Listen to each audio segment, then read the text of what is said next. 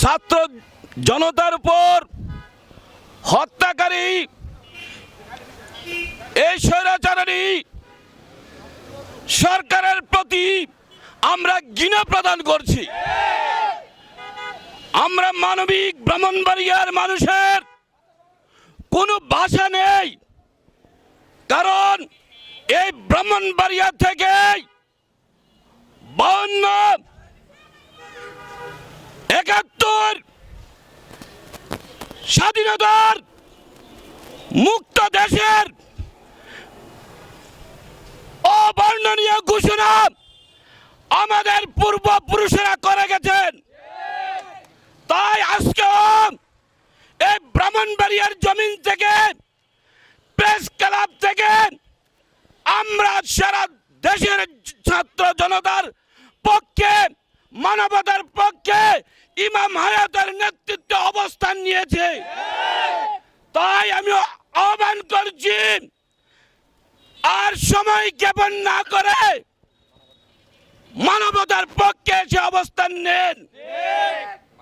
তাই কোন গোষ্ঠীবাদী, স্বৈরতন্ত্র, বস্তুবাদী, নাস্তিকতাবাদী, অপরাজনীতি, অপশক্তির বিরুদ্ধে এদেশের মানুষ সব সময় ছিল, এখনো আছেন।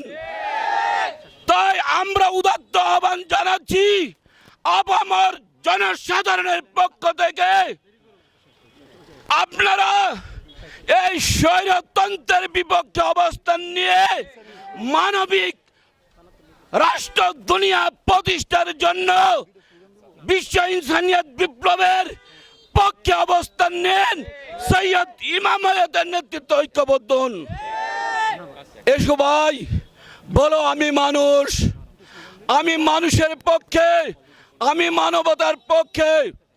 আমরা গার্ডিয়ান হিসেবে, অভিভাবক হিসেবে বলতে চাই, দেশ থেকে আর অরাজকতা করিয়েন না, গৃহযুদ্ধের দিকে ঠেলে দিয়েন না।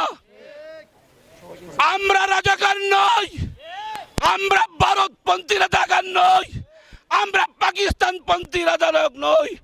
আমরা মানুষ, আমরা মানবিক রাষ্ট্র, আমরা মানবিক দুনিয়া চাই। আসসালামু আলাইকুম ওয়া রাহমাতুল্লাহি ওয়া বারাকাতুহু।